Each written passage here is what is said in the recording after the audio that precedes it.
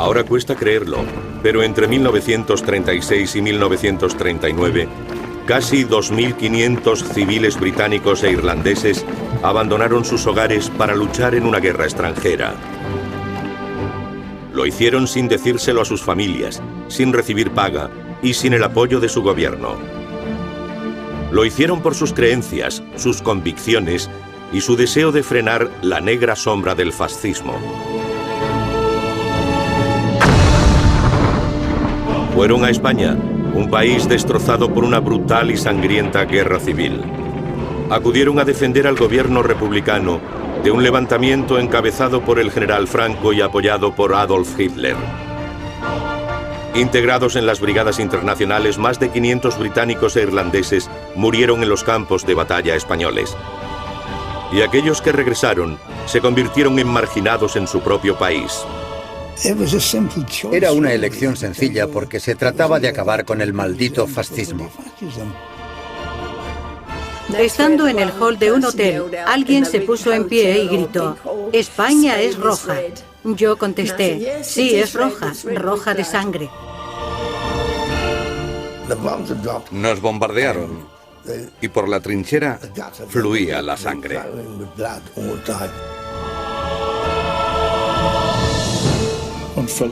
Era una causa justificada con la que identificarse.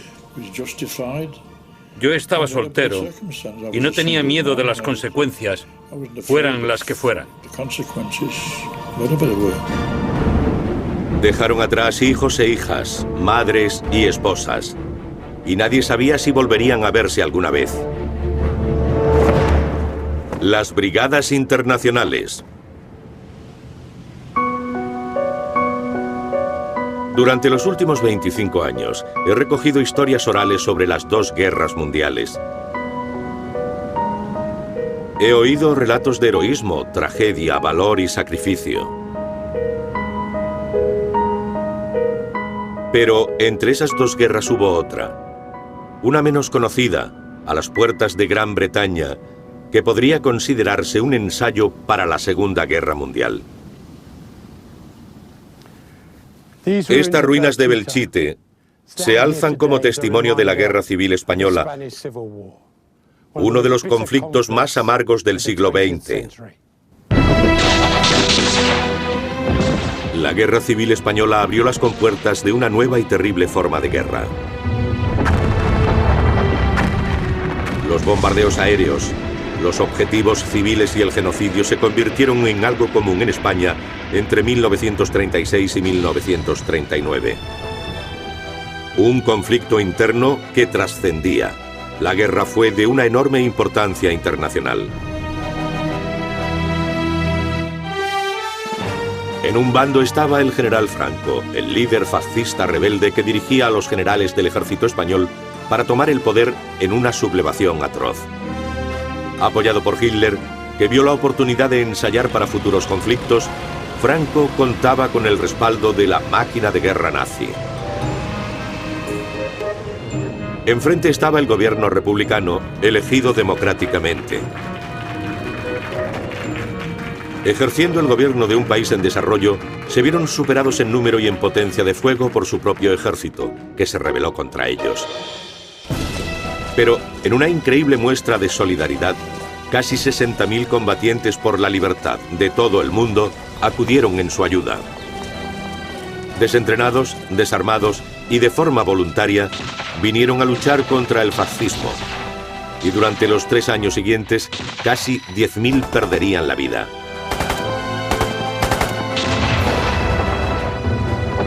Se llamaron las Brigadas Internacionales y la Guerra Civil Española se convirtió en su última gran causa. En la ribera sur de Londres se alza un monumento en honor a las Brigadas Internacionales. Y una vez al año el decreciente grupo de veteranos se reúne aquí para recordar a los camaradas caídos.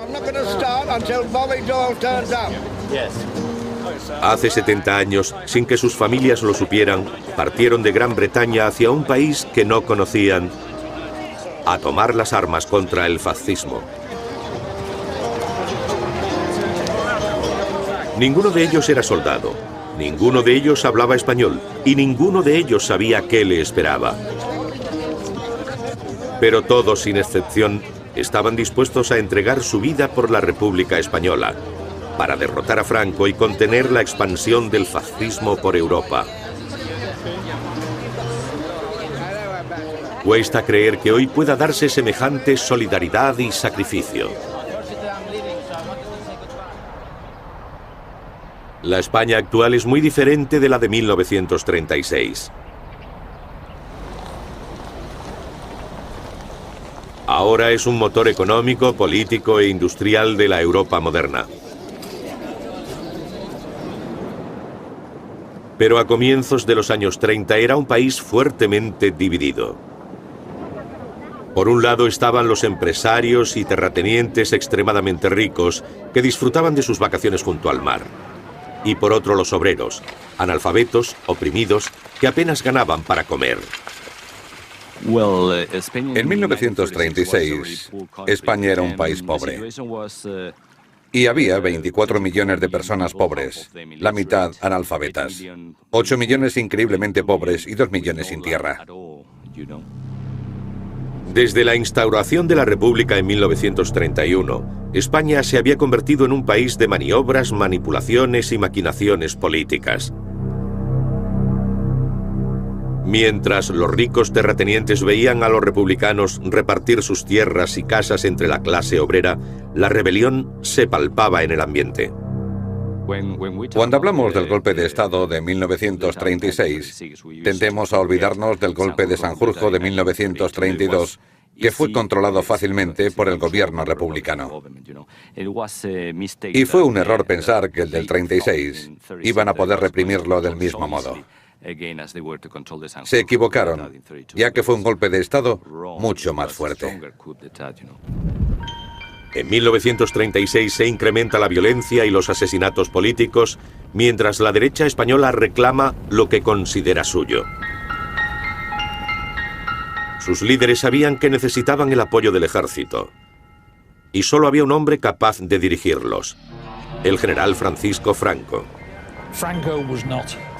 Franco no estaba solo y representaba a una coalición de fuerzas: a la Iglesia Católica, a los terratenientes, a los banqueros, a los industriales y a varias facciones del ejército español.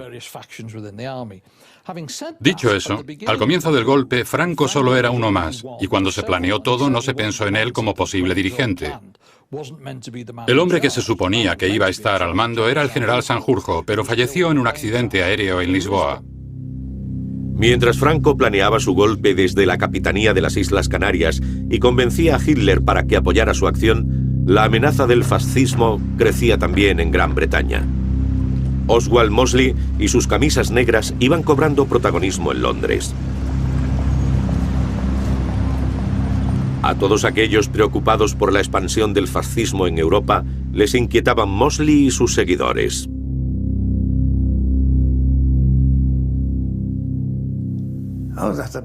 Por mí le habría pegado un tiro. Lo habría hecho. Odiaba a ese bastardo. Lo odiábamos porque había enfrentamientos en el East End. El cuartel general de los fascistas estaba en Bethnal Green. Y en 2 o 3 ocasiones vinieron a nuestras reuniones para intentar sabotearlas. Nosotros les hicimos lo mismo. Las concentraciones fascistas de Londres acababan en violencia y Sam Lesser sintió curiosidad por ver de qué se trataba. Había muchas marchas de camisas negras en el East End y fui, junto con otros estudiantes, a un par de concentraciones. En concreto, una en el Albert Hall, donde estalló una pelea y vimos a los fascistas allí reunidos. Al ser de una familia judía, aquello me alertó de que no era algo que sucediera únicamente en Alemania. Estaba pasando en nuestras calles. Se podía sentir el desarrollo de algo extraño en el mundo porque esa idea, surgida en Alemania, empezaba a extenderse por todas partes. Empezaron a llegar muchos alemanes, judíos, y se empezaba a notar en el ambiente. Ante el desarrollo de ese movimiento político, percibías que iba a suceder algo en alguna parte. España, en junio de 1936, el golpe militar había sido planeado meticulosamente. Y el 11 de julio, un avión despegó del aeródromo de Croydon, en Inglaterra, con rumbo a las Islas Canarias. Allí recogió a un pasajero, el general Franco, que voló hasta Marruecos para tomar el mando del temible ejército que anteriormente había dirigido durante la campaña española en África. Cruzaron el estrecho de Gibraltar por cortesía de la aviación nazi e italiana. Estas fuerzas de choque serían la punta de lanza de su asalto. A los pocos días, un tercio de España estaba en manos de Franco. Y en su avance hacia Madrid, las tropas mataban a todo simpatizante de los republicanos. Franco tenía 60.000 soldados de élite combatiendo por su causa y el respaldo militar de la Alemania nazi. Los republicanos contaban con 80.000 hombres, pero tenían armas anticuadas y escasa munición. Para frenar la expansión del fascismo por España, los republicanos necesitaban ayuda.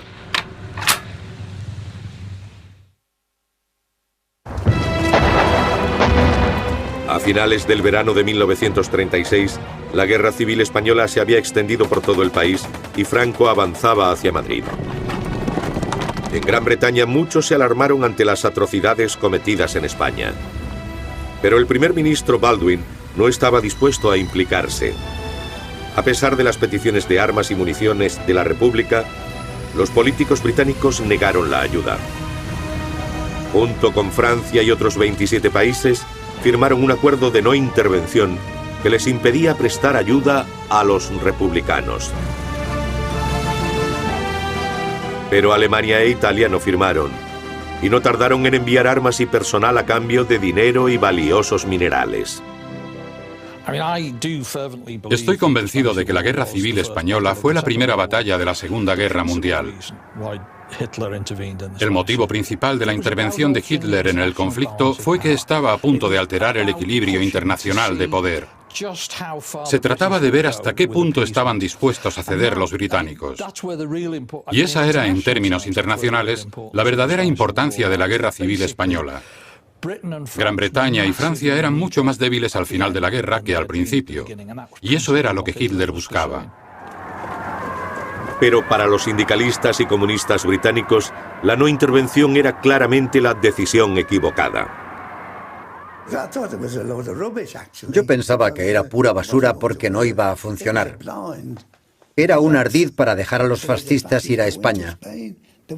No había tal no intervención porque permitían los envíos desde Alemania, pero no dejaban que llegara ayuda a la República.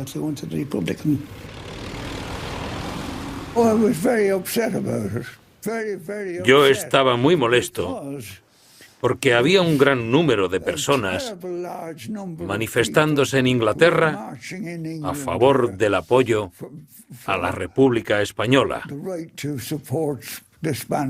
Y el gobierno no cedía. El primer resultado, y el único para el pueblo español, de esta política llamada de no intervención, fue la privación del gobierno republicano, elegido democráticamente, de su legítimo derecho a comprar armas. Mientras los republicanos intentaban detener a los fascistas en vano con las pocas armas que tenían, Hitler envió a la Luftwaffe a apoyar a Franco, dándole el control del aire y aterrorizando a la población. En tierra, las tropas de Franco eran igual de implacables. El objetivo de Franco no solo era luchar contra las fuerzas del gobierno, sino destruir cualquier vestigio de aquellos que habían llevado al poder al gobierno del Frente Popular.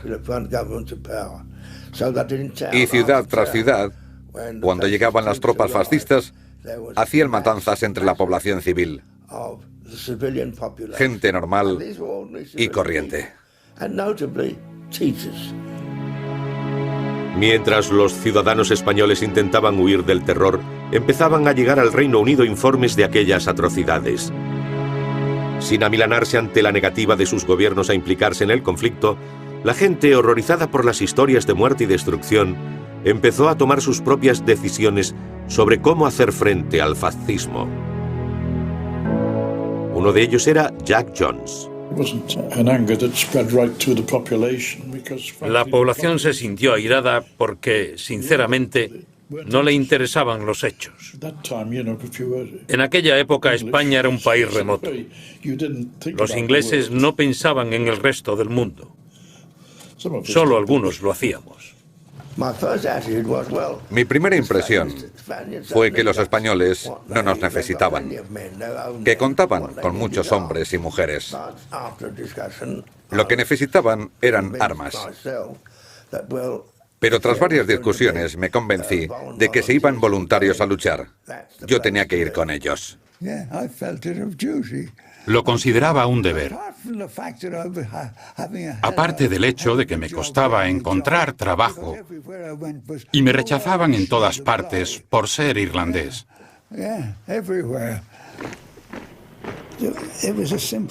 En realidad era una elección sencilla porque se trataba de acabar con el maldito fascismo. Hay que tener en cuenta que yo estaba motivado políticamente. Pertenecía a una organización política en la que sabíamos qué estaba pasando. Pensábamos que si no cortábamos aquello ya, sería imparable. Por eso me presenté voluntario para ir a España. Ese fue mi motivo. Solo luchar contra el fascismo. Casi ninguno de ellos había estado antes en el extranjero y muy pocos sabían con seguridad qué les esperaba. Con agentes del gobierno dispuestos a arrestar a los voluntarios, cualquier persona alistada debía ser discreta. La mayoría se lo ocultaba incluso a sus seres más queridos. ¿Qué dijo tu madre sobre el hecho de que fueras a España? No lo supo hasta que llegué allí. Ivy no sabía que había ido. ¿No se lo dijo? No. ¿Ya estabais prometidos entonces? No, estábamos saliendo y le envié una postal desde Londres diciéndole que me iba a España y que la volvería a ver a mi regreso. Eso fue todo. Mi hermano pequeño lo sabía.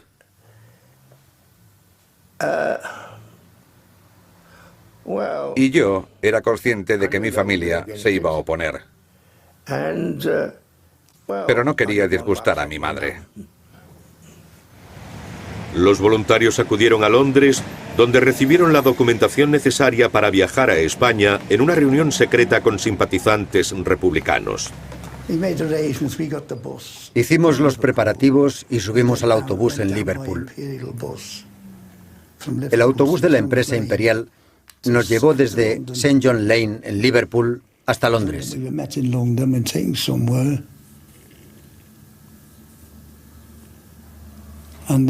Allí nos reunieron en algún sitio y nos trajeron los billetes para cruzar el continente en barco. Nos recogieron en Francia y nos quitaron los billetes de regreso por si a alguno de los chicos se le ocurría volverse. No lo sé. De todos modos, continuamos hasta Figueras. Me dieron 10 libras para comprar un billete a París y una dirección a la que dirigirme cuando llegase allí. Así que cogí mi equipaje y me marché sin decirle nada a mis padres, ni a mi hermano pequeño, que había jurado guardar el secreto. La enfermera de 27 años, Penny Fievel, acababa de perder su trabajo en Gran Bretaña. Desempleada y sin dinero, Penny fue animada por otras enfermeras simpatizantes a alistarse como parte de la ayuda médica a España. Me dirigí a una de las chicas y me preguntaron, bien, ¿te presentas voluntaria para ir a España? Yo no sabía nada al respecto. Les pedí que me informaran y me hablaron sobre la situación en España. Me dijeron que las monjas apoyaban a Franco y eso me conmovió. Yo era una chica muy joven y emotiva y me dijeron, ve a Tottenham Court Road, sube las escaleras y verás a la gente de la ayuda médica a España.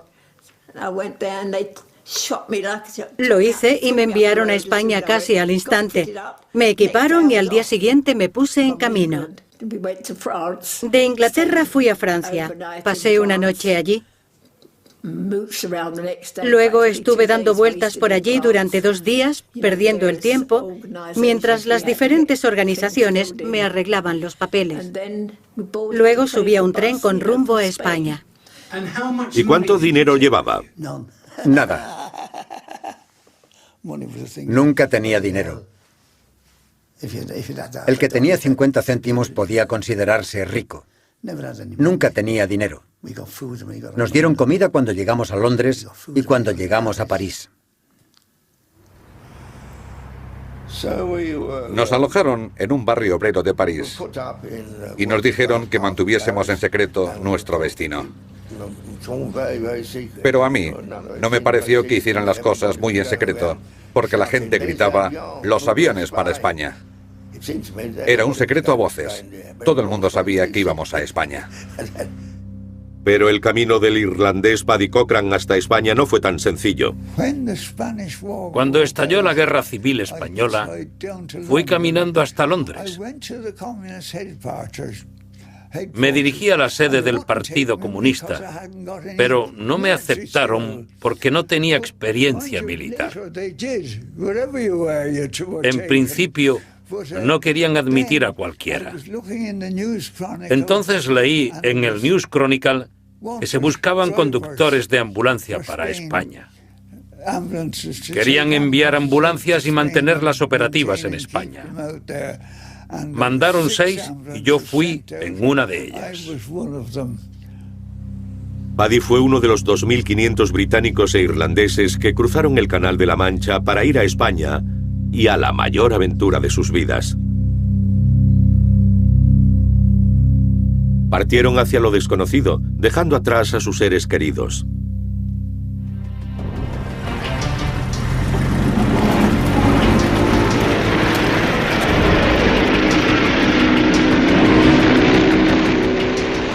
Mientras los voluntarios se abrían camino a través de Europa, Franco continuaba su avance. Los republicanos pensaban que su objetivo era llegar a Madrid. Mientras avanzaba hacia el norte desde Sevilla, cualquier oposición republicana era aplastada rápida e implacablemente.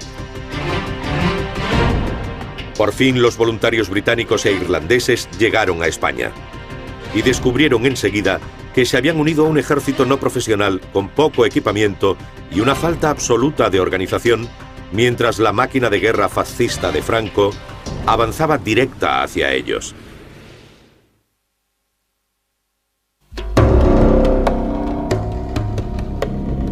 La Guerra Civil Española ya dura 3 meses cuando llegan los primeros voluntarios británicos e irlandeses. La infraestructura española se derrumba a medida que Franco destruye todo lo que se le pone por delante.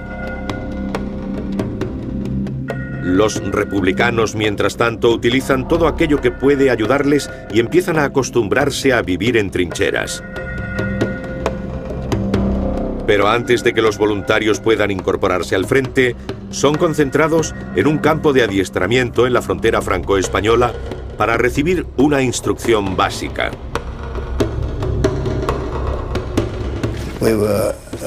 Nos enviaron a un castillo en Figueras, la primera gran ciudad española tras la frontera, y desde allí viajamos en tren hasta Barcelona.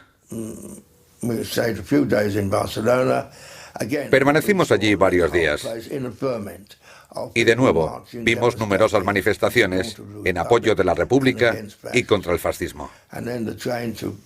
Luego viajamos en tren hasta Albacete, donde se encontraba el cuartel general de las Brigadas Internacionales. A la enfermera Penny Feibel, la España que la acogió le causó un gran impacto. Llegamos a aquel lugar donde olía fatal. Las letrinas estaban muy sucias y nos designaron a una habitación que estaba junto a los lavabos. Como podrán imaginar, no dormí nada aquella noche. No dormíamos una persona en cada cama, sino que las compartíamos 2 o 3. Y a veces, si quería moverme, acababa durmiendo sobre un montón de hombres. Era increíble. Dios mío, aquel lugar era terrible. Albacete. Creo que todo el mundo conoce Albacete. Fue impactante. Me alegré mucho al marcharme de allí, pero parecía que estaba atrapada en ese lugar para siempre. No podía moverme hasta que llegaran mis papeles. Y aquello no se conseguía en un par de horas, sino que pasaban varios días. Necesitaba certificados para esto y certificados para aquello. Todo el mundo parecía adaptarse bien a aquello. Supongo que soy un poco puritana. Pero se acostaban unos con otros y yo cerraba los ojos a todo aquello. Supongo que así son los tiempos de guerra. Hicimos un poco de instrucción y allí había de todo. Franceses, alemanes, había de todo. ¿De verdad? Sí, venían de todas partes. Había muchos alemanes procedentes de Francia, huyendo de Hitler, y muchos italianos que llegaban a Figueras. Mientras los voluntarios británicos e irlandeses y sus camaradas internacionales se acostumbran al entorno, el ejército de Franco avanza rápidamente hacia Madrid. Está apoyado por 3 columnas de tropas de choque marroquíes a las que precede su temible reputación.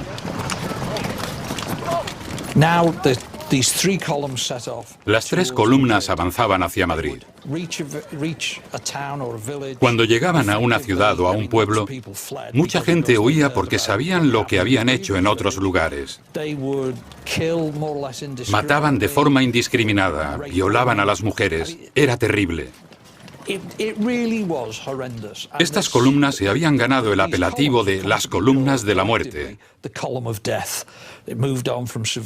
Partieron de Sevilla, llegaron a Mérida, hoy la capital de Extremadura, giraron a la izquierda hacia Badajoz, donde hubo una gran matanza, y partieron en diagonal hacia Madrid.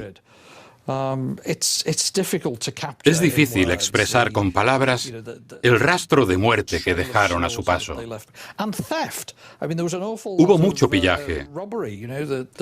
Los soldados llegaban con cientos de relojes en sus petates, incluso de pared, máquinas de coser y todo lo que saqueaban a su paso. Mientras el ejército de Franco avanza hacia Madrid, los habitantes de la capital se preparan para defenderse. Entre tanto, los voluntarios británicos e irlandeses continúan su preparación. Como miembro del cuerpo de instructores, Sam Lesser ha recibido un adiestramiento militar básico en Inglaterra. E inmediatamente se da cuenta de lo desigual que va a ser el combate. Al instante, cuando empezamos el adiestramiento, descubrí lo que significaba la no intervención, porque la mayor parte de la instrucción la hacíamos con palos. Un día nos avisaron de que llegaban las armas y recibimos un montón de cajas. Nuestro trabajo era abrirlas, y al hacerlo, encontramos fusiles que había utilizado el ejército austriaco en 1870 aproximadamente. Cuando llegamos no teníamos armas.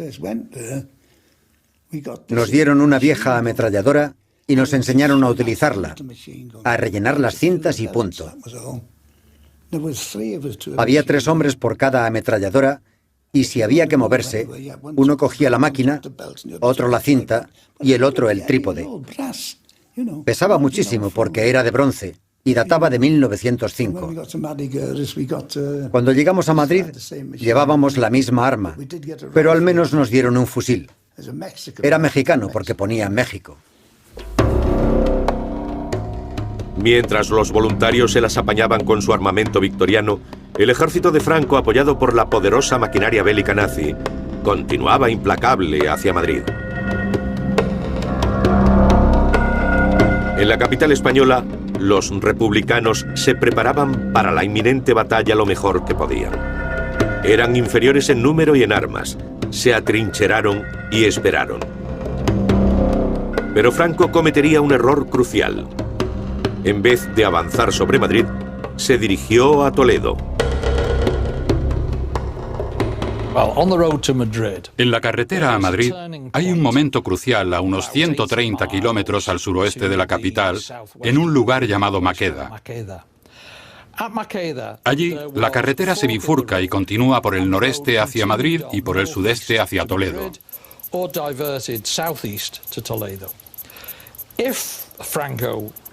Si Franco hubiese querido tomar Madrid, el camino más lógico hubiese sido el del norte directamente hacia la capital.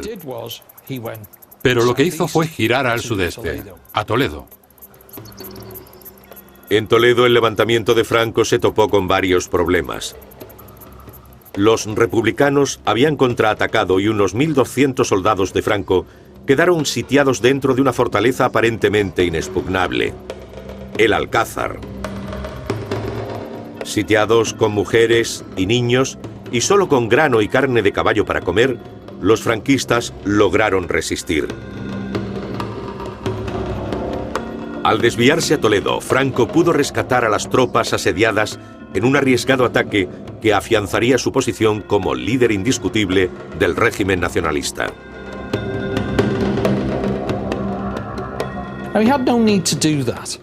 No tenía necesidad de hacerlo porque si hubiera seguido hasta Madrid, los milicianos habrían abandonado Toledo para defender la capital.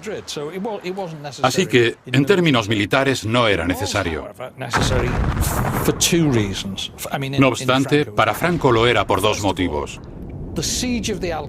En primer lugar, el asedio del Alcázar se estaba convirtiendo en uno de los grandes hechos de repercusión internacional y, en cierto modo, Franco intentaba consolidar su posición como jefe supremo e ir a Toledo contribuiría positivamente a su estatus. Eso por un lado. Pero por otro lado, y mucho más importante, del que no todo el mundo es consciente, Franco no quería tomar Madrid. Como explicó posteriormente en secreto, si hubiera tomado Madrid y la República hubiera caído, se habría encontrado una España llena de republicanos.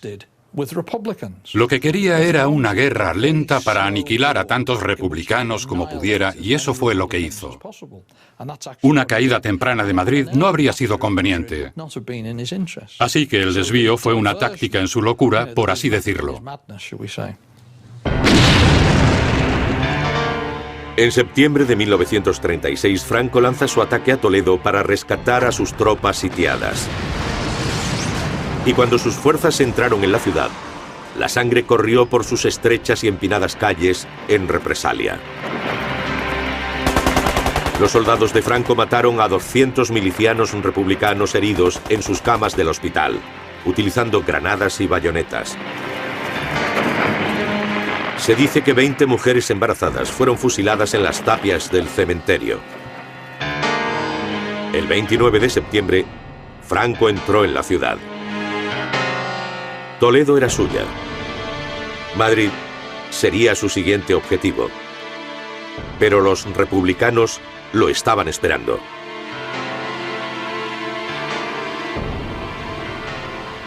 En Albacete, Sam Lesser y sus colegas ya están razonablemente armados y ansiando entrar en acción.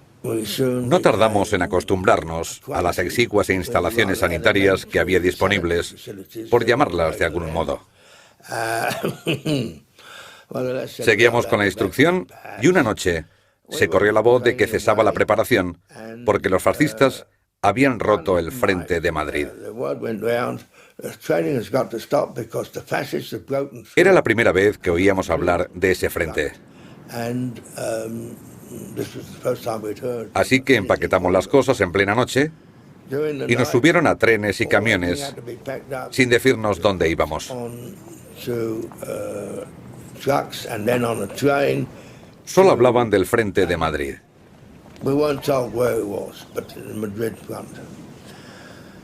Viajamos durante la noche y llegamos a la estación del norte a primera hora de la mañana. Bajamos y formamos en filas.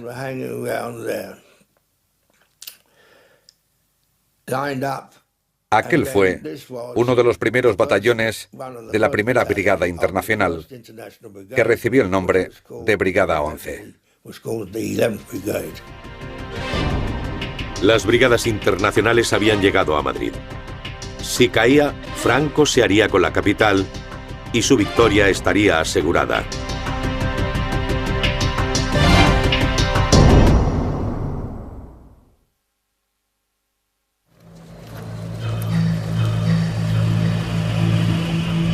Mientras se acercaba el invierno de 1936, el pueblo de Madrid sabía que se encontraba en una situación desesperada. Cavaron trincheras mientras los soldados de Franco llegaban a las afueras de la capital. Los bombardeos y ataques aéreos esporádicos ya habían sembrado el terror en las calles.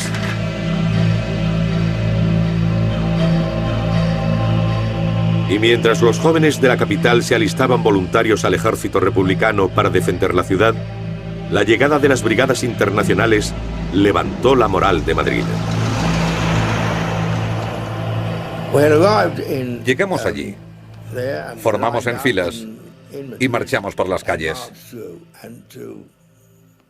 Mucha gente salió a la calle a recibirnos y creyeron equivocadamente que éramos rusos.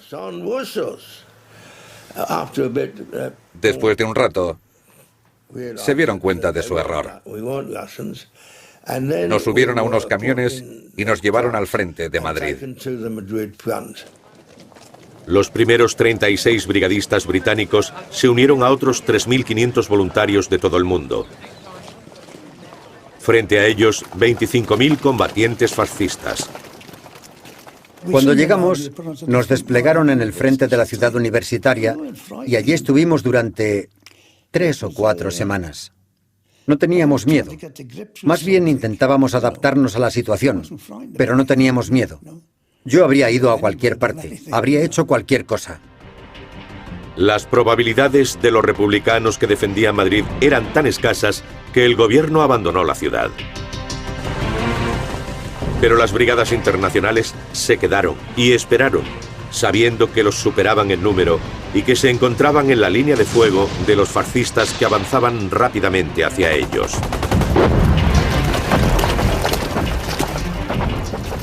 Los franquistas utilizaban el ejército de África como sus tropas de choque porque, en cierto modo, no contaban.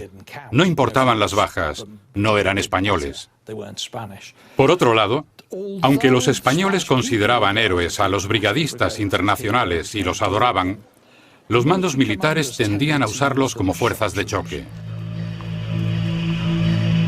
Cuando las tropas franquistas alcanzaron la ciudad universitaria de Madrid en noviembre de 1936, las brigadas internacionales entraron en acción. Fue un combate encarnizado y sangriento en el laberinto de los edificios universitarios. Allí luchamos en las diferentes plantas de los edificios de la universidad, con un número considerable de bajas. La batalla se intensificó cuando ambos bandos se encontraron en las ruinas de la ciudad universitaria. Los brigadistas tenían un inspirador grito de guerra: no pasarán. Y de algún modo consiguieron frenar el avance del ejército franquista. Pero en noviembre de 1936, muy pocos se daban cuenta de cuántos estaban muriendo en la defensa de Madrid. Pensábamos que hacíamos lo correcto, pero para ser sincero, nunca creí que perderíamos. No íbamos a perder, íbamos a ganar pasara lo que pasara. No me di cuenta de cuánta gente habíamos perdido hasta mucho tiempo después. No teníamos ni idea porque solo podíamos leer la prensa española. No recibíamos prensa inglesa ni nada de fuera. Y los periódicos españoles jamás publicaban cifras de bajas o heridos. Trataban diferentes asuntos como si nada sucediese. El 19 de noviembre, Franco, al ver que sus tropas no hacen ningún progreso, decide utilizar los bombarderos nazis para atacar Madrid desde el aire. Fue la primera vez en la historia que una capital se veía sometida a un intenso bombardeo aéreo. Pero no consiguió romper la moral republicana como pretendía. De hecho, aumentó la resistencia. El 23 de noviembre, Ambos bandos estaban exhaustos, pero decididos a no ceder ni un ápice. Madrid seguía siendo republicano, pero bajo asedio. En las 2 semanas de batalla, 1.700 de los 3.500 brigadistas cayeron heridos o muertos. La batalla llegó a un punto muerto y solo quedábamos 6 de los 36 británicos de la brigada. Fuimos enviados a Albacete, donde permanecimos 2 meses, noviembre y diciembre. Seguían llegando más voluntarios de todas partes del mundo, incluida Gran Bretaña, y sobre todo, un número considerable de estadounidenses. Inevitablemente, los británicos que habían llegado nos rodearon a los 6 para preguntarnos cómo había ido todo y cómo estaba la situación.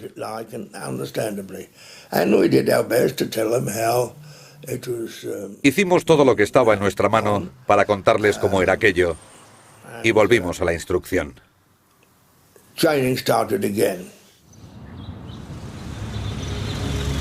Pocos edificios de la ciudad universitaria de Madrid sobrevivieron a las bombas de Franco.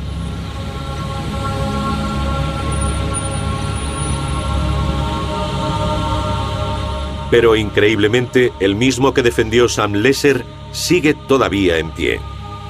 Más de 70 años después de haber luchado aquí, el brigadista de 93 años ha regresado.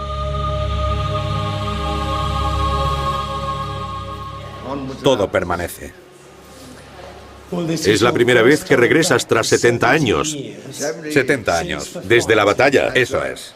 ¿Cómo te sientes? Ha cambiado mucho. Pero sabíamos que habíamos venido a luchar, no a estudiar. Y algunos de nosotros acabábamos de terminar los estudios universitarios en Inglaterra y tuvimos que acostumbrarnos.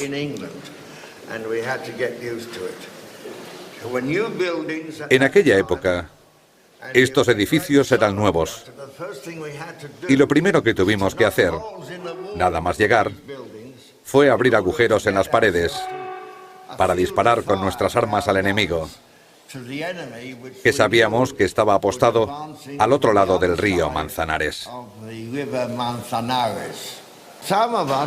Algunos fuimos a echar un vistazo por el edificio y encontramos la biblioteca, donde cogimos una gran cantidad de libros escritos en inglés, principalmente clásicos. Pero no los utilizamos para su propósito original, sino que los apilamos formando una especie de barricada de protección. Todos teníamos miedo porque el avistamiento que habíamos recibido en una situación de paz es muy diferente a verte en el campo de batalla, cuando sabes que al otro lado hay un hombre que quiere matarte y tú quieres matarlo a él. Pero nosotros tuvimos el honor de defender estos edificios de la ciudad universitaria contra aquellos que prohibían la palabra y mataban a los intelectuales.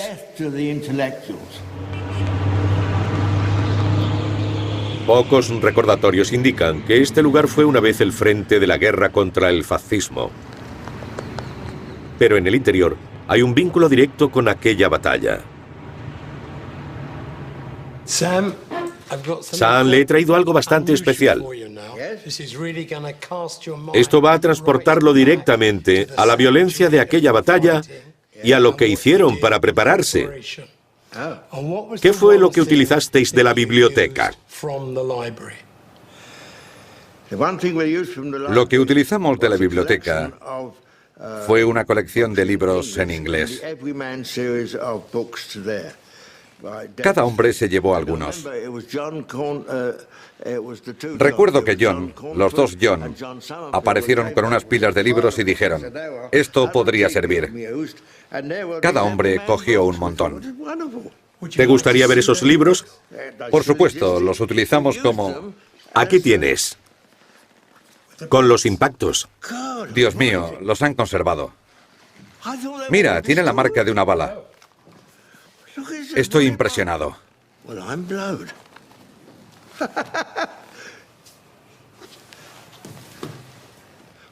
Este es un libro más corriente. No recuerdo haberlo visto antes. Pero este, sí. Y este... Dios.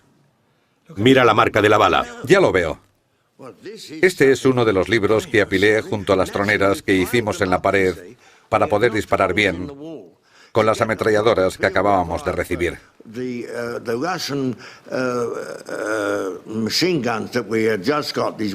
Lo que hicimos fue amontonarlos al lado para protegernos un poco, porque en algunas zonas habíamos hecho agujeros demasiado grandes. Luego nos marchamos y no volvimos a ver estos libros nunca más. Y aquí están. Vaya, aquí está después de todo este tiempo. Solo se me ocurre decir eso de que la pluma es más poderosa que la espada. Tengo en mis manos un libro que ha sobrevivido a todas las malditas balas que nos disparaban los fascistas. Es increíble. No tengo palabras.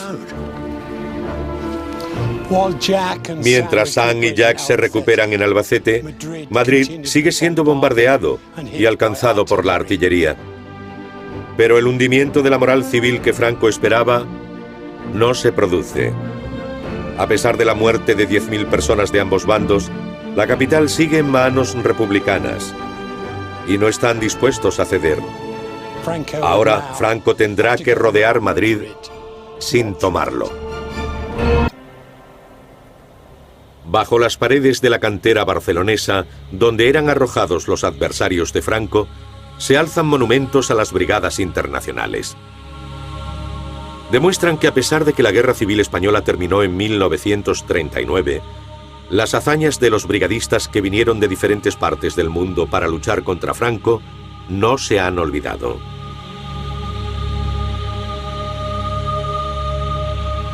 Actualmente ya solo viven menos de 30 de los 60.000 brigadistas. 70 años después, 4 voluntarios británicos e irlandeses han regresado a España. Es un retorno emotivo y un momento para la reflexión y el recuerdo.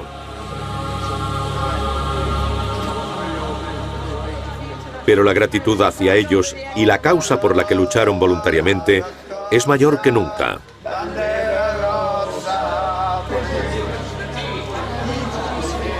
Junto a ellos hay unos cuantos brigadistas de otras partes del mundo, Cuba, Rusia, Austria, que también llegaron como combatientes de la libertad contra Franco y sus aliados fascistas en los campos de batalla españoles. La España a la que vinieron estos voluntarios hace 70 años era muy diferente de la actual. Era un país azotado por una terrible guerra civil, un país donde luchaban vecinos contra vecinos, hermanos contra hermanos y padres contra hijos. Ahora cuesta imaginar aquella época cuando comunidades enteras fueron arrasadas y pueblos enteros fueron destruidos. Y la sangre corría por las calles literalmente. En el verano de 1936, desde su capitanía de las Islas Canarias, el general Franco dio un golpe para derrocar al recién elegido gobierno republicano. Contando con tropas leales que ya habían servido bajo su mando en el norte de África y generales de otras capitanías españolas, el levantamiento fue rápido y violento. Ayudado por la Fuerza Aérea Fascista Italiana, que transportó a las tropas desde el norte de África, Franco avanzó rápida e implacablemente hacia Madrid. Hitler, que había creado un inmenso arsenal militar en Alemania, vio la Guerra Civil Española como una oportunidad de ensayar para futuros conflictos. Y Franco no tardó en contar con el poder de la maquinaria bélica nazi. En el Reino Unido, la gente se preocupaba cada vez más por la expansión del fascismo en Europa. Cuando empezaron a oír historias sobre las atrocidades cometidas en España, sintieron la necesidad de actuar. Pero había que hacerlo en secreto, ya que Gran Bretaña había adoptado una política estricta de no intervención en el conflicto. Sabíamos de qué se trataba. Sabíamos que solo se podía hacer una cosa. Teníamos que combatir el fascismo. Sentí que había una oportunidad de combatir al fascismo. Mi primera impresión fue que los españoles no nos necesitaban, que contaban con muchos hombres y mujeres. Lo que necesitaban eran armas. Pero tras varias discusiones, me convencí de que si iban voluntarios a luchar, yo tenía que ir con ellos. Pensábamos que luchábamos contra toda posibilidad, porque los alemanes y los italianos estaban del lado de Franco. Nos enfrentábamos a una gran fuerza, pero la causa merecía la pena. Teníamos que intentar ayudar a la República, al menos eso pensaba. A finales de 1936, un tercio de España estaba en manos de Franco. Cualquier resistencia es aplastada en su avance hacia el norte. Ciudades y pueblos enteros partidarios de la República han sido aniquilados a lo largo de su camino.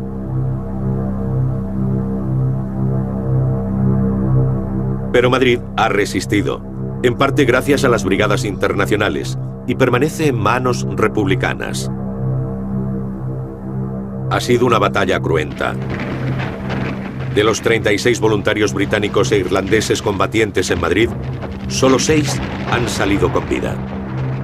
Mientras Franco planea su siguiente paso, los hombres son enviados lejos del frente para descansar y para conocer el país que han venido a salvar.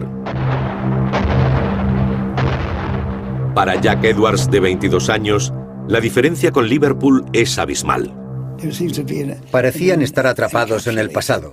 En las grandes ciudades como Madrid o Valencia había tranvías y coches.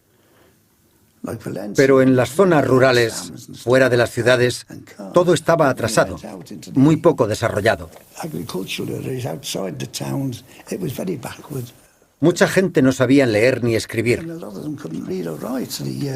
Nadie iba al colegio. Era bastante raro encontrar a alguien que hubiese ido al colegio y que no fuera analfabeto. No podían escribir cartas para contar a sus padres cómo estaban.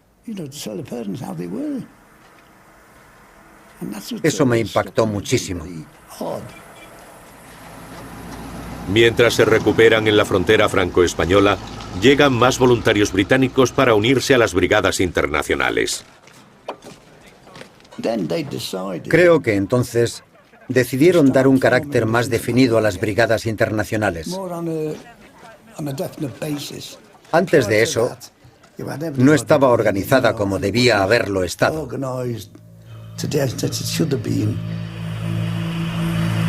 Pero los recién llegados no tuvieron tiempo de instalarse. Franco avanzaba por la carretera de La Coruña, a unos 50 kilómetros al oeste de Madrid. Era un punto estratégico crucial. Franco quería rodear la capital siguiendo la carretera, que estaba fuertemente defendida. Una noche empezó a correrse la voz de que los fascistas habían roto las líneas. Nos llevaron a la estación de ferrocarriles de Albacete y nos subieron a un tren en el que cruzamos España hasta un lugar llamado Andújar. Pero cuando bajábamos, empezaron a atacarnos desde el aire con ametralladoras. Y nuestra primera baja fue un hombre cuyo nombre todavía recuerdo, Harry Seagal. Lo mataron justo cuando bajaba del tren. Yo lo vi. Estaba saliendo del vagón. Empezaron a disparar y su cuerpo cayó al suelo antes de que tuviera tiempo siquiera de ir al frente. Las brigadas internacionales estaban mal armadas. Se suponía que debían tomar el pueblo de Lopera, pero lo encontraron fuertemente defendido. Y de nuevo, Sam Lesser se vio en el frente.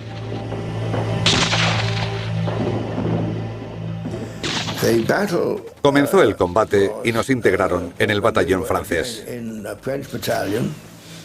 El número de franceses había aumentado en ese momento. Nos ordenaron avanzar, pero debido al intenso fuego enemigo, teníamos que mantener las cabezas agachadas. Yo hice lo que pude, pero cerca de mí, John Comfort y Ralph Fox fueron alcanzados. Hubo muchas bajas y yo fui herido. El ataque de la 14ª Brigada Internacional fue desorganizado e inefectivo.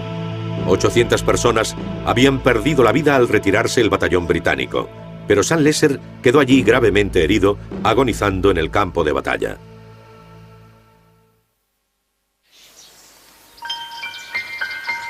La batalla de Lopera fue un desastre para los republicanos. 500 hombres desertaron y 800 cadáveres yacían bajo los olivos. Sam Lesser estaba desaparecido, pero no era un desertor ni había muerto. Estaba malherido, atrapado en tierra de nadie. En aquel momento no sabía dónde me habían herido. Solo que intentaba ponerme de pie y no podía. Me caí una y otra vez. A mis piernas les pasaba algo. A lo largo del día, las tropas se fueron retirando y yo me quedé allí tirado, sin poder moverme, ni avisar a nadie. Mientras estaba allí tumbado, aprendí a decir camillero en francés y en español. Jamás lo olvidaré. Brancardier, brancardier en francés y camillero en español. Sam había sido alcanzado en la pierna y en la espalda. Sangrando abundantemente y solo, necesitaba ayuda urgente. Cuando sus compañeros se dieron cuenta de que no estaba, uno fue a buscarlo. Al parecer, alguien dijo, no merece la pena. Es un desertor. Y si vais a buscarlo, también seréis desertores. Pero Jock decidió ir a buscarme y me encontró. Me arrastró literalmente porque no podía encontrar una camilla. Me habían alcanzado en la espalda y en la pierna porque había sufrido lo que en la Segunda Guerra Mundial empezaron a llamar fuego amigo. Nuestros camaradas franceses, que estaban en el flanco derecho para cubrir nuestro avance, abrieron fuego cruzado. Al parecer, avanzábamos demasiado rápido y empezaron a dispararnos. El fuego amigo aún no había sido inventado en aquella época, pero supimos lo que pasaba en cuanto lo sufrimos.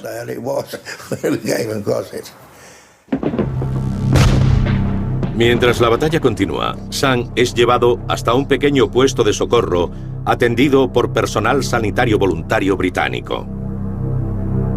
Penny Fievel, de 27 años, había dejado su trabajo de enfermera en Inglaterra para venir a España. Mientras que el dublinés Paddy Cochran condujo su ambulancia desde Londres hasta el frente. Cuando estalló la Guerra Civil Española, fui caminando hasta Londres. Me dirigí a la sede del Partido Comunista, pero no me aceptaron porque no tenía experiencia militar. En principio no querían admitir a cualquiera. Entonces leí en el News Chronicle que se buscaban conductores de ambulancia para España. Querían enviar ambulancias y mantenerlas operativas en España. Mandaron 6 y yo fui en una de ellas. Mientras los conductores de ambulancia retiraban a los enfermos y heridos, los médicos y enfermeras hacían lo que podían para salvar sus vidas. A medida que llegaban las ambulancias, cogíamos a los pacientes y los agrupábamos. Las laparotomías, los de estómago, las amputaciones, las heridas de cabeza. y lo único que teníamos para tratarlos eran inyecciones antitetánicas y de morfina. Si no estaban lo bastante graves para ser operados inmediatamente, eran llevados a la segunda línea de evacuación y luego a la tercera. Pero operábamos los casos más urgentes: las laparotomías, las trepanaciones y las amputaciones. Había 3 mesas de operaciones y contábamos con algunos cirujanos españoles. También había enfermeras españolas. No sabían mucho, pero enseguida aprendieron a hacer las cosas, a no tocar nada con las manos, a entregarle el instrumental al cirujano. Utilizábamos morfina y goteros. A veces nos quedábamos sin suministros y la cosa se complicaba. La mayoría estaban demasiado graves para administrarles algo que los calmara, pero hubo muchas pérdidas terribles. Mientras los brigadistas combatían con armas anticuadas, los equipos médicos sufrían la falta de equipamiento. Se enfrentaban a numerosas dificultades. Los edificios que les cedieron para que funcionaran como hospitales eran prácticamente pocilgas. Sin embargo, hay un consenso general respecto a que uno recibía mejor tratamiento médico en el bando republicano durante la guerra que en el mejor hospital universitario de Londres. Había tecnologías muy avanzadas. Se hacían transfusiones de sangre. Se aplicaba un moderno sistema de triaje que consistía en decidir el orden de prioridad para recibir tratamiento, de forma que todos los pacientes salieran beneficiados. Y está ampliamente reconocido el hecho de que las enfermeras británicas, de la Commonwealth o del Imperio Británico, como se llamaba entonces, sobresalían en su trabajo por encima de cualquier cosa que hubieran visto en España. Y había una gran diferencia en la calidad del tratamiento médico del bando republicano respecto del nacionalista, mucho más primitivo. En enero de 1937, la brigada se retiró del Opera. Habían sido derrotados y sufrido muchas bajas. Pero al cabo de un mes, volvieron a la acción. En el sur de España, las tropas de Franco habían tomado Málaga. Mientras la población republicana huía, era bombardeada por la marina y la aviación. Y en la propia ciudad, 4.000 republicanos fueron fusilados. Animados por su triunfo en Málaga, los soldados de Franco renovaron sus esfuerzos para tomar Madrid. Habiendo fracasado anteriormente en su intento de bombardear la ciudad hasta su rendición, Franco decidió tomar la capital cortando sus líneas de suministro. Franco inició una operación para intentar aislar Madrid de Valencia, su principal vía de abastecimiento. Comenzaron a rodear la capital y los brigadistas participaron muy activamente en la que pasó a conocerse como la Batalla del Jarama. En su transcurso, el batallón británico fue prácticamente arrasado.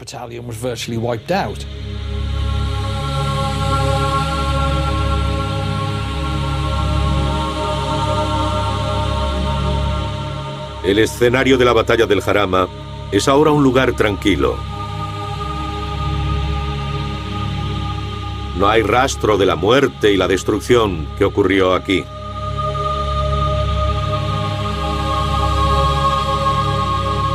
Pero en 1937, estos campos se cubrieron de sangre cuando Franco intentó cortar la carretera de Valencia. La carretera de Valencia era la más importante de todas.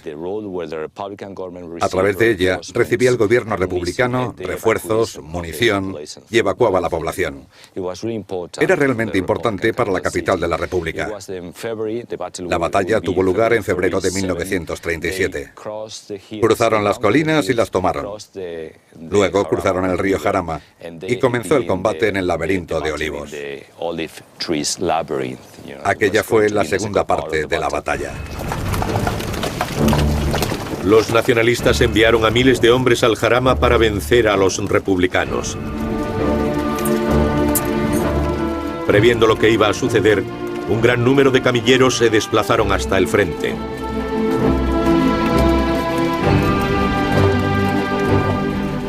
Las tropas de Franco no tardaron en imponer su superioridad. Su artillería pesada y la aptitud de combate de sus cuerpos de élite les permitieron avanzar rápidamente.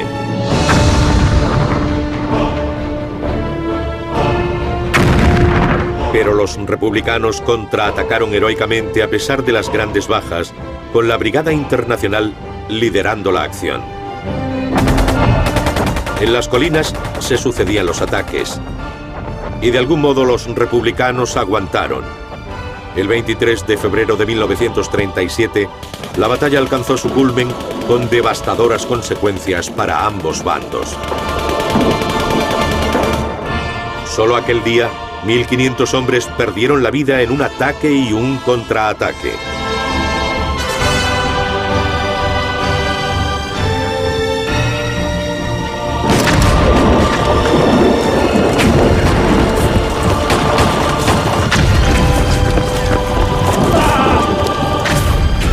A medida que la batalla del Jarama entraba en un punto muerto, el batallón británico de la Brigada Internacional, formado por 600 hombres, fue aniquilado prácticamente en una tarde. Antes de que la batalla del Jarama llegara a su fin en el verano de 1937, habían muerto 45.000 hombres de los dos bandos en estos campos.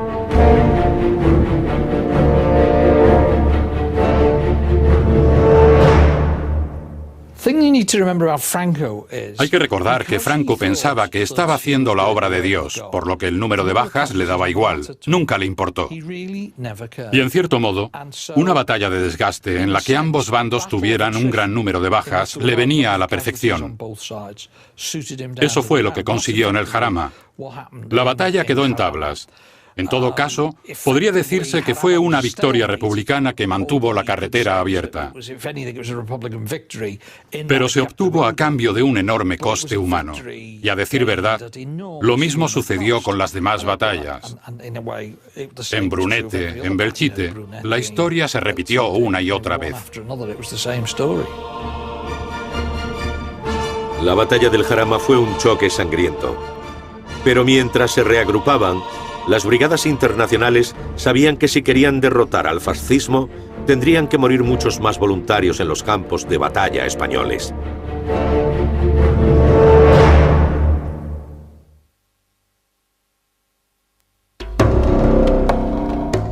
En las colinas del Jarama, la batalla para aislar Madrid duró toda la primavera de 1937. Pero no solo los soldados del frente estaban ocupados. La enfermera Penny Feibel también estaba en medio de la acción. Hiciera quien hiciera la ofensiva o el ataque, había que estar preparado. Hacíamos todos los preparativos independientemente del bando que fuese a atacar. En caso de que nos atacaran, teníamos que estar bien preparados. Fue horrible. En cada ofensiva había muchas bajas en ambos bandos y solía durar varios días. Luego, poco a poco, se iba tranquilizando la situación y teníamos unos días para reorganizarlo todo. Hasta que se producía un contraataque para el que teníamos que estar preparados. A veces iba con la ambulancia a Madrid para reponer suministros. Los republicanos se mantenían firmes en el campo de batalla del Jarama a pesar de las enormes bajas. Para escapar del incesante bombardeo, se refugian en cuevas excavadas en las colinas. El Frente Nacionalista ha avanzado unos pocos kilómetros, pero no consigue ventaja estratégica. Madrid sigue en manos republicanas y tendrán que rodearlo por completo. En el Jarama, los republicanos mal equipados demuestran su valentía en la defensa. Pero ambos bandos han perdido millares de hombres en este sangriento enfrentamiento. Muchas pérdidas. Jamás debería haber ocurrido. Hacían falta hombres con conocimientos de guerra, pero todos eran jóvenes e inexpertos. Se perdieron muchas vidas que jamás deberían haberse perdido. Pero supongo que así es la vida. En Albacete, Sanlesser se recupera de sus heridas y hace labores de oficina transmitiendo mensajes del frente. Un enlace. Un hombre del departamento de transmisiones llegó al batallón de Albacete con una lista de bajas. Sabíamos que había sido una lucha encarnizada, pero nos quedamos horrorizados cuando vimos las cifras.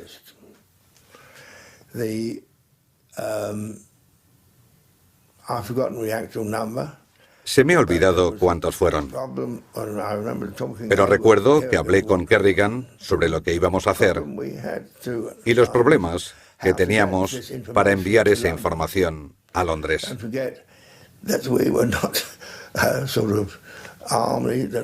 No éramos un ejército como el británico, con líneas y oficinas de comunicación. Y nos enfrentábamos al problema de informar a las familias de aquellos que habían resultado muertos o heridos. Al final pudo pasarse el informe de las bajas. Y personas como Jack Jones, que reclutaba voluntarios, tenían la misión de informar a las esposas y familiares.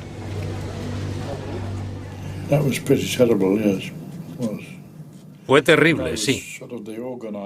Pero yo era el organizador de las fuerzas de apoyo a la República en Liverpool. Y tenía la responsabilidad.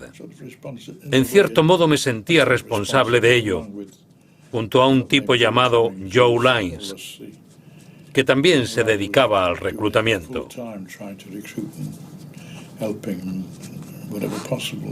Hicimos todo lo posible para contactar con las esposas de los hombres que fueron a España. ¿Tuviste que ir a ver a muchas mujeres jóvenes con hijos? Así es, así es. Aquello era lo más triste. Obviamente, no se habían opuesto a que sus maridos o hijos fueran allí, pero era muy triste transmitir esa información. Intentábamos recaudar dinero de donde podíamos, con el apoyo de las ramas sindicales y ese tipo de cosas. Pero las viudas solo recibían la pensión del Estado. Era una situación bastante horrible, sinceramente.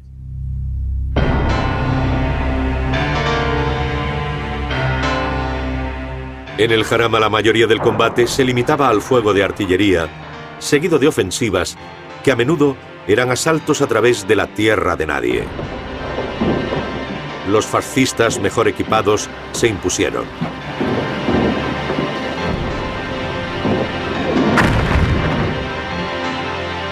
Franco había recibido 700 millones de dólares en recursos y servicios de los industriales ricos, buscando asegurar sus apuestas de futuro en el panorama político europeo.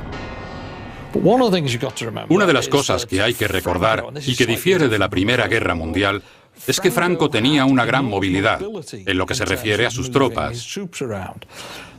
Eso se debía a que la Ford le había entregado 12.000 de sus camiones más modernos a crédito y la petrolera Texaco cubrió todas sus necesidades de combustible.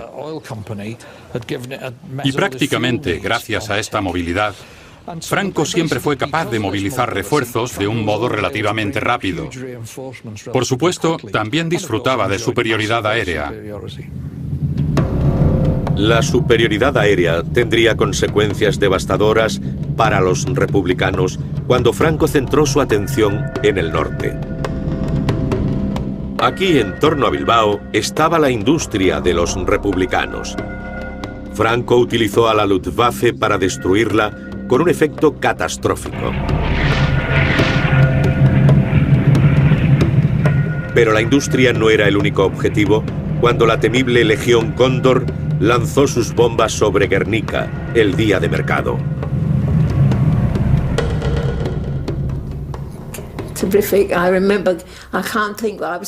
Yo estaba de pie, creo que en una terraza, no recuerdo exactamente dónde, cuando alguien habló de Guernica. Y me quedé allí en lo alto, sola, pensando.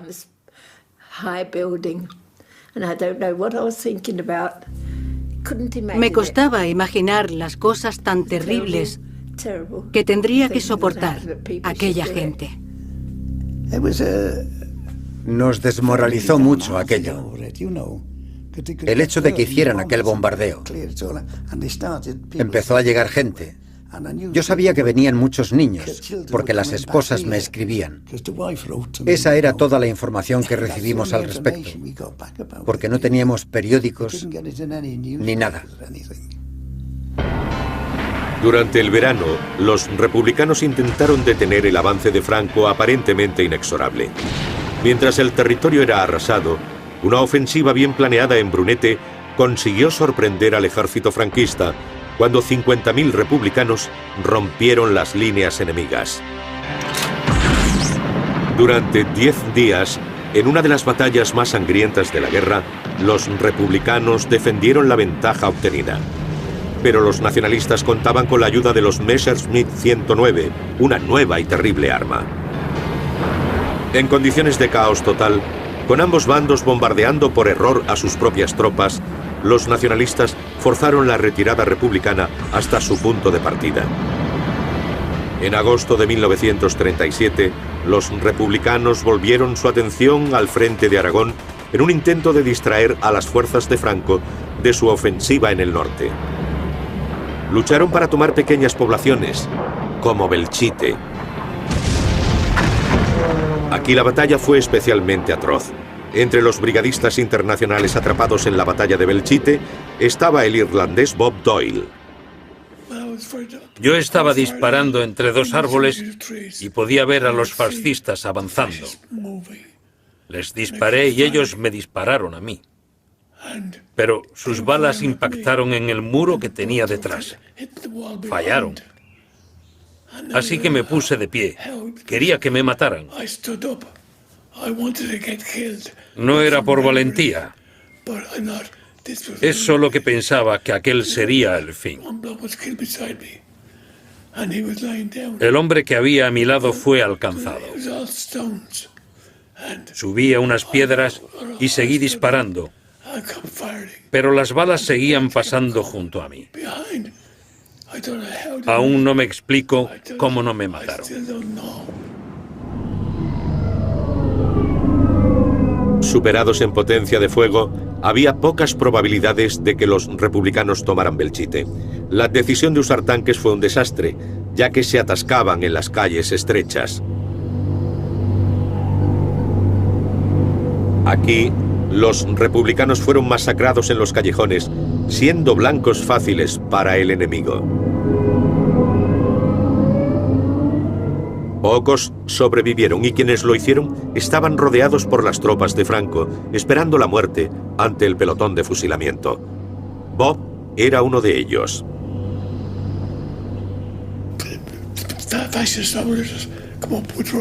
Un montón de fascistas se acercaron con fusiles. Pensé que era un pelotón de fusilamiento. Nos pusimos en pie y nos colocamos delante para morir primero. Pero Bob tuvo suerte. Al pertenecer al batallón británico, se libró de la ejecución. Franco quería mantener la política de no intervención británica y no llevaba a cabo la ejecución de un prisionero británico a menos que fuera capturado por segunda vez. En lugar de ello, Bob fue conducido a la iglesia de Belchite, donde fue interrogado. En Gran Bretaña, la noticia de las bajas entre los brigadistas llevó a una disminución en el número de voluntarios. Algunos de los que ya se encontraban en España fueron reclamados para buscar apoyo. Fui a casa durante un tiempo y hablé con mucha gente. Fue entonces cuando, estando en el hall de un hotel, alguien se puso en pie y gritó: «España es roja». Yo contesté: «Sí, es roja, roja de sangre. Yo tengo las manos llenas hasta los codos. Sí, es roja». Siempre recordaré aquello. Quienes fueron a España encontraron a los republicanos y a las brigadas internacionales en crisis.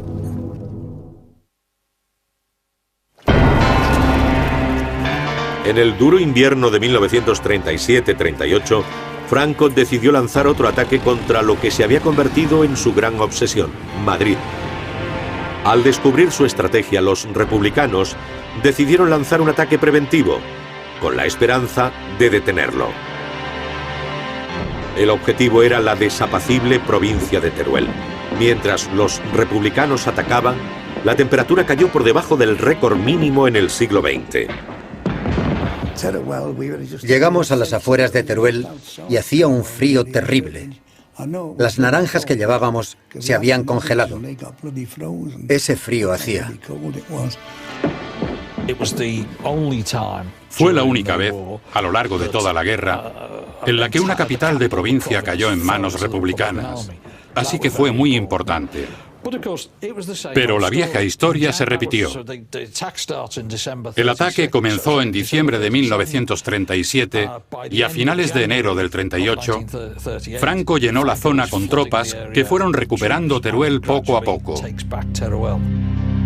Con la reconquista de Teruel y los refugiados republicanos huyendo para salvar la vida, los fascistas emprendieron una gran ofensiva por Aragón y Castellón con dirección a la costa.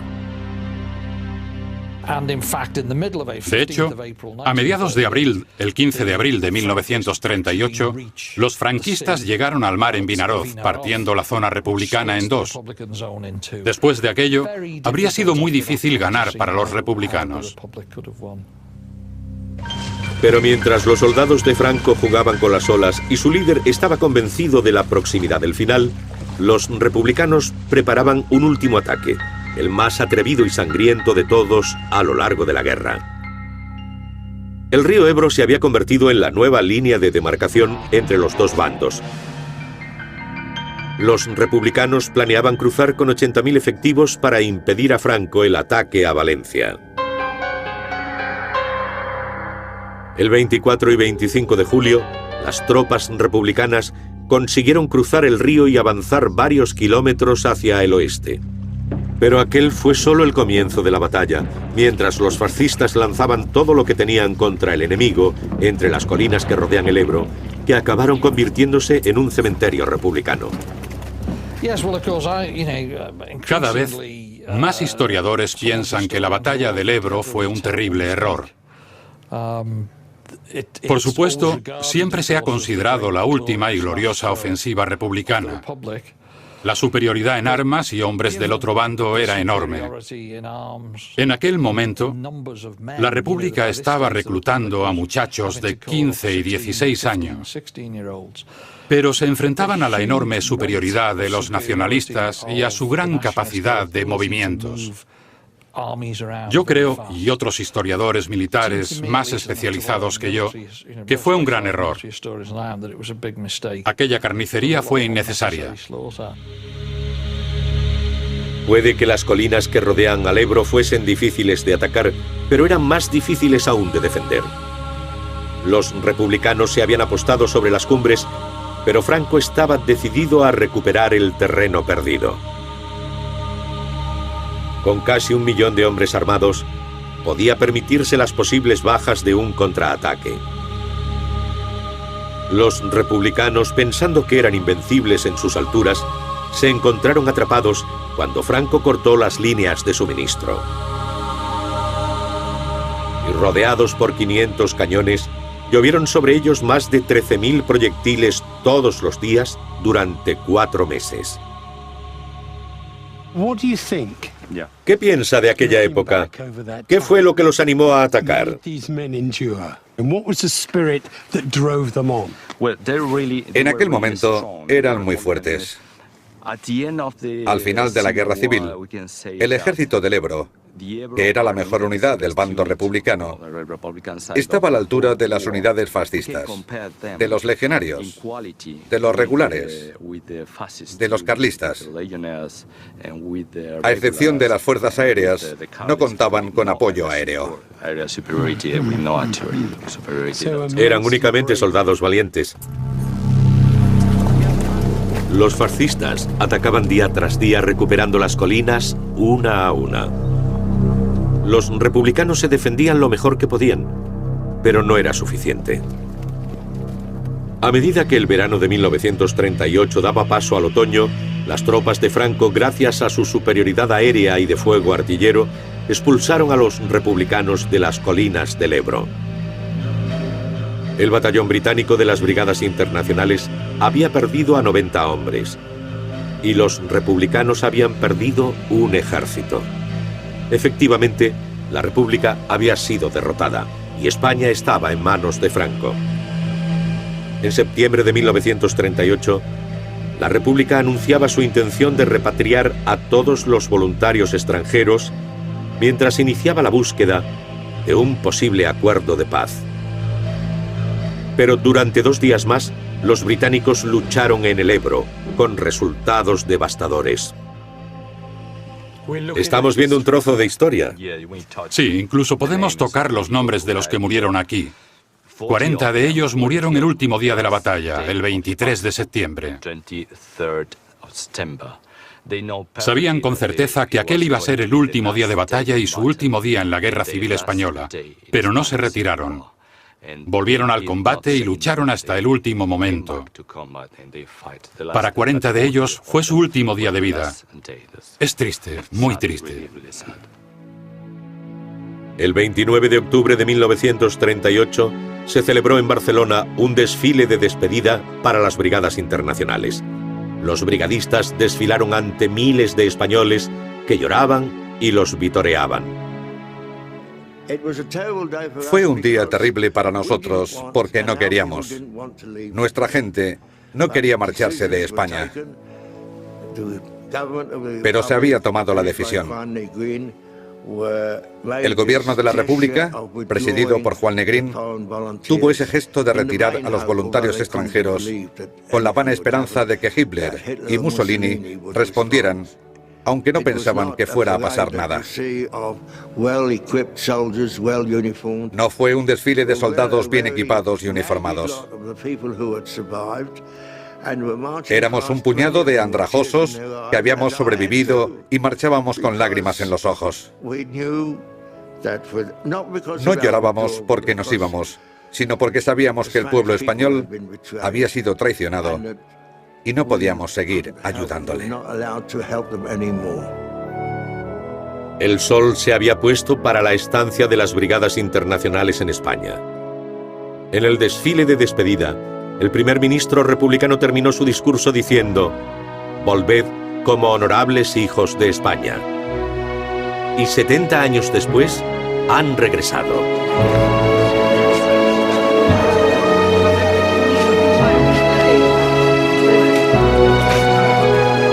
Honrados por luchar contra Franco y el fascismo, hace 70 años, el pueblo español tiene la oportunidad de dar las gracias a los hombres y mujeres que ofrecieron sus vidas al servicio de la libertad.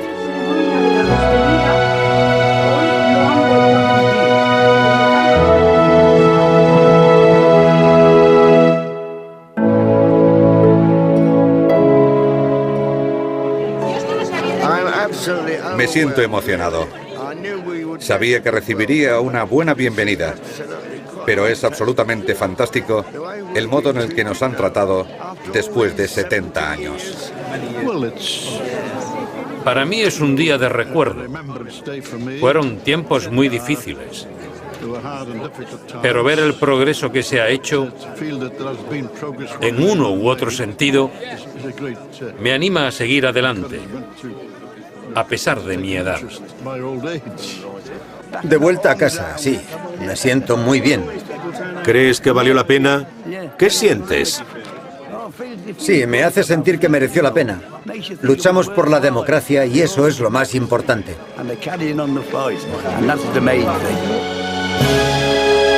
Tras la marcha de las brigadas internacionales, Franco entró en Barcelona el 23 de diciembre de 1938 y comenzaron 37 años de férrea dictadura.